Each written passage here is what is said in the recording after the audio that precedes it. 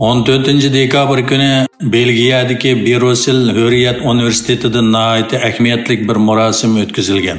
Bu marosimdagi faxriy doktorlik unvoni berilganlarning qatorida 2017 yilning oxiri Xitoy doiralari tomonidan tutqun qilinib, 2018 yil 12 oyda umrlik qamoq jazosi berilganligi ma'lum bo'lgan xalqaro tanilgan Uyg'ur folklorshunos professor Roila Davutmubo bo'lib, onunğa Uyghur folklori sohasidagi ilmiy xizmatlari uchun faxriy doktorlik unvoni berilgan.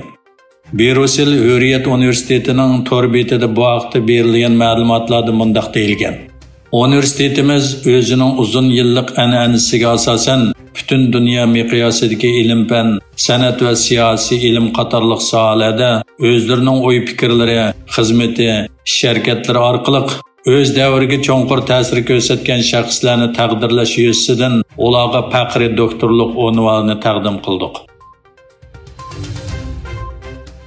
Amerika va G'arbdagi ba'zi davlatlarda Uyg'ur majburiy emgikiga chetishli mahsulotlarning import qilinishini cheklash qonun loyihasiga kirgizildi.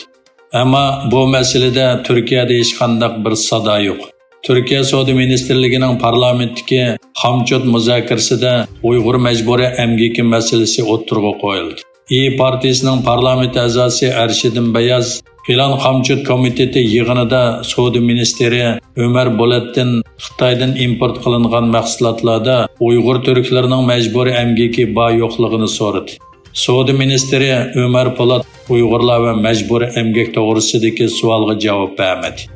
Xitoy Sharq Turkistonda majburiy emgakni o'z ichiga olgan insoniyatga qarshi jinoyat va irqiy qirg'inchilik qilish bilan ayblanmoqda.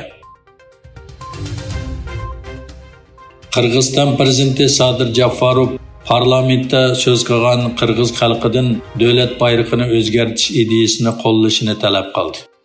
Jafarov so'zida Nursulton Nazarboyev poytaxtini Ostonaga ko'chirishni o'tirg'a qo'yganda nurg'un Qozog'iston parlament a'zolari buningga qarshi chiqdi. U ulardan tug'ilgan kuni so'g'isi sifatida qo'shilishni talab qildi. Hozir Ostonaning qanday bo'lib qolganligiga qarab, men poytaxtga chiqilmayman. Hech bo'lmaganda bayroqni o'zgartirishimni qo'llanglar. Biz rangini o'zgartmaymiz. Faqat ozroq tangshash elib boramiz. Meni qo'llamsizlar, sizlarga rahmat dedi. Xalqaro saqchi tashkiloti Interpol tarafidan qizil rangli tutish buyrug'i chiqarilgan bir Xitoyni o'z ichiga olgan 2 kishi Istanbulda qo'lga olindi. Turkiya taratqullarining xabarida bildirishicha, Xalqaro saqchi tashkiloti tarafidan qizil rangli tutish buyrug'i chiqarilgan 2 kishi Istanbulda ijro qilingan KIPS 20 harakatida qo'lga olingan. Türkiye İçki İşler Ministri Erli Yerlikay'ның bildirishicha, ularning biri Belgiyaning har qaysi joylarida zaharlik chekimlik tarqitishni tashkillaydigan Angliya fuqarosi Zakir Miya Muhammad ismli shaykisining katibishi bo'lib, yana biri Vyetnamda boshqalarni og'ir yaralandirish jinoyati bilan ayblanib, tutish buyrug'i chiqarilgan Chin Shufeng ismli Xitoy ekan. Angliya yerim o'tkazgich shirkati Army Waldris Xitoyda 70 dan ortiq yumshoq detal injenerini ishdan bo'shatgan. Ahvoldan xabardor kishilarning so'ziga qaraganda, O'zak loyihalar shirkati yaqinda Xitoyda 70 dan ortiq yumshoq detal injenerini ishdan bo'shatgan va bir qism o'rinlarni Xitoy sirtiga yo'tkazishni qaror qilgan. Xitoy Tashqi ishlar ministrligi e'lon qilgan bayonotga qaraganda, muavin tashqi ishlar ministri Sun Weidong Beyjingda Shimoliy Koreya muavin tashqi ishlar ministri Fang Minghu bilan ko'rishgan.